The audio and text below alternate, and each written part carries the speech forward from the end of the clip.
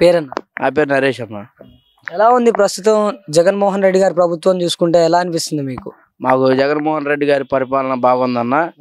గత తెలుగుదేశం పార్టీ కన్నా కూడా ఇప్పుడే మాకు చాలా మంచిగా ఉంది. పేదలకైనా అందరికైనా చేసుకునే వాళ్ళకైనా ఏ రోజు చేసుకునే వాళ్ళకైనా అందరికి బాగుంది జగన్మోహన్ రెడ్డి గారి ప్రభుత్వంలోనే. మా నందిగాంకి మా ఎమ్మెల్సీ గారు, మా అరుణ్ గారు, మా వండితో జగన్మోహన్ రావు గారు ఎమ్మెల్యే గారు, వీళ్ళంతా పథకాలు ఎదవరకు చూసుకున్నట్లయితే మీరు చూసుకుంటే ఒక స్కూల్ వ్యాన్ వెళ్ళడానికి ఇబ్బంది పడే రోడ్డు ఇది ఇప్పుడు 2 లారీలు వెళ్ళొచ్చు అన్న.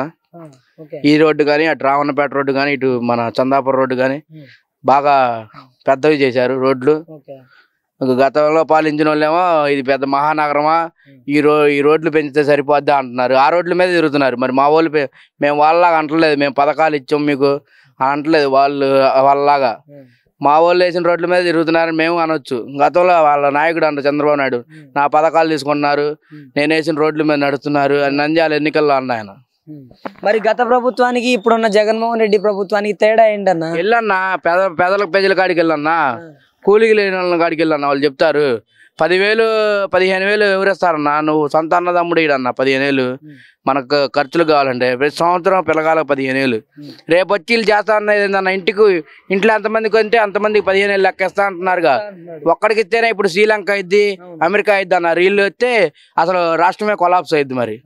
మరి ఇన్ని పార్టీలు కలిసి పోటీ చేస్తున్నాయి. చంద్రబాబు, పవన్ కళ్యాణ్, పులిబిడ్డ చంద్రబాబు పులిబిడ్డ అయితే ఆ పొత్తులు ఎందుకు పెట్టుకుంటున్నా? పులివెందుల పులి సింహం జగన్మోహన్ రెడ్డి గారు సీఎం గారు ఒక్కడే 151 మందిని గెలిపించిండు. నెక్స్ట్ కూడా వచ్చేది జగన్మోహన్ రెడ్డి గారి ప్రభుత్వమే. నేను కాపన్నా, నేను కాపు అయినా కూడా నేను పొత్తు. వాడు పవన్ కళ్యాణ్ మావాడే. సినిమా పరంగా మెగా ఫ్యామిలీ, రాజకీయ పరంగా వైఎస్ఆర్సీపీ, జగన్ గారికే మా ఓటు. అన్న మీరు కాపు అంటున్నారు కాబట్టి నేను అడుగుతున్నాను, ఈసారి కాపు సామాజిక వర్గం ఓట్లు పవన్ కళ్యాణ్ వేస్తారంటారా? అన్న ఎందుకు వేస్తారు? వాడు గ్రాఫ్ పడిపోయింది, దిగువేరియాలో కూడా పడిపోయింది అన్న. టీడీపీతో పొత్తు, టీడీపీకి అసలు మేము ఓటు వేయం. కాపు అనేవాడు ఓటు వేయడం. రంగా గారిని చంపిందే టీడీపీ వాళ్ళు. మరి అలాంటి టీడీపీతో పవన్ కళ్యాణ్ పొత్తు ఎందుకు పెట్టుకున్నాడని మీరు అనుకుంటున్నారు? చేతకాక అన్న, వాడికి చేత కాదు, వీడికి చేత కాదు. అది మరి ఇప్పుడు కాపు సామాజిక వర్గం ఓట్లని నాకే పడతాయనేసి పవన్ కళ్యాణ్ చెప్తున్నాడు కదా. పడవన్న, అందరు కాపు సామాజిక వర్గం మొత్తం వైసీపీలోనే ఉంది. జగన్ గారి అంటే నడుస్తున్నారు కాపు సామాజిక వర్గం మొత్తం. మాకు ఇచ్చిన మంత్రి పదవులైనా వైరి నాని గారికి ఇచ్చారు, అంబటి రాంబాబు గారికి ఇచ్చారు, బొత్స సత్యనారాయణ గారికి ఇచ్చారు, గుడివాడ అమర్నాథ్ గారికి ఇచ్చారు.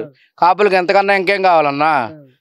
జగన్ గారి పక్కనే కూర్చోబెట్టుకుంటుంటే కాపుల్ని ఇంకేం కావాలి మాకు? అంటే పేరుకు మాత్రమే పదవులు ఇస్తున్నారు, పాలిస్తుంది మాత్రం రెడ్లే పాలిస్తున్నారు అనేసి టీడీపీ వాళ్ళు అంటున్నారు కదన్నా. అసలు 100కి 90% చౌదరీసే పాలించారు కన్నా తెలుగుదేశం పార్టీలో. అది గుర్తురాదా? చెప్పండి. అంటే ఉన్నా మరి పవన్ కళ్యాణ్ చంద్రబాబు కలిసి ఏకమై వస్తున్నారు కదా, జగన్ గారు గెలుస్తారంట. 100 మంది రాని అన్న, 100 మంది రాని, ఒక్కడే జగన్ సింహం. ఒక్కడి మీద 100 మంది అమరపడితే ఏమైందన్నా? ఒక్కడు మగోడు కాబట్టి ఒక్కడ వస్తుండు. ఆయన నాకు ఓటేయండి అంటలా, మీకు ఇంటికి మంచి జరిగితే ఓటేయండి అంటుండు. మీ ఇంట్లో మంచి జరిగింది అనుకుంటేనే, మనస్సాక్షిగా అనుకుంటేనే ఓటేయండి అంటుండు.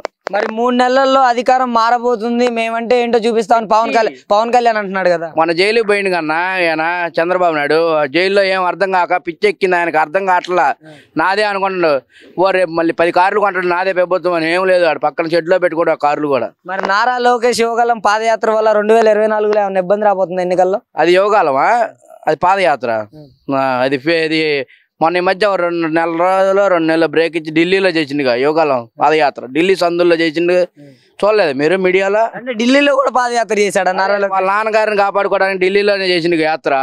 మన రఘురామకృష్ణరాజు గారి దగ్గర, మన గుంటూరు ఎంపీ గల్లా జయదేవ్ గారి దగ్గర వాళ్ళ కాడ ఎందుకుండి, వాళ్ళ నాన్నగారి బెయిల్ కోసమే ఇవన్నీ చేసింది. అదే యాత్ర, అదే యోగాలం పాదయాత్ర. మరి ఫైనల్ గా ఇంతమంది నారా లోకేష్ కానివ్వండి, చంద్రబాబు కానివ్వండి, పవన్ కళ్యాణ్ కానివ్వండి, ఇతర ఎన్నెన్నో పార్టీలు కలిసి పొత్తుతో వస్తున్నాయి.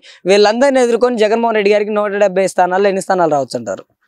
మా పర్సంటేజ్ అయితే 175 మా పార్టీ చెప్తుంది. ప్రజలే వేస్తారు తీర్పు, దానికి మనం చెప్పేది కాదు, ప్రజలే వేస్తారు. ఇక్కడ నందిగామలో ఎలా ఉండబోతుంది అంటారు 2024 ఎన్నికల్లో? నందిగామ మళ్ళీ వైఎస్ఆర్సీపీదే విజయం. నేను పుట్టిన కానీ టీడీపీ ఉంది. ఆ దరిద్రం పోయింది. మాకు డాక్టర్ గారు గెలిచిండు. మా డాక్టర్ గారు నేను వెళ్ళిన చిన్న పిల్లగాడు వెళ్ళినా కూడా మా డాక్టర్ గారు రానేస్తారన్న. ఎమ్మెల్యే గారు మా ఎమ్మెల్యే గారు చిన్న పిల్లగాడు వెళ్ళినా కూడా రానేస్తారు. మా డాక్టర్ గారు అని వెళ్తారు. మా ఎమ్మెల్యే గారు అని చెప్పరు, మా డాక్టర్ గారు. మా ఇంట్లో ఫంక్షన్ పెట్టుకుంటా మనం చెప్పితే వస్తారు. మనం అలాంటి వాళ్ళు నాయకులు కావాలి మనకి.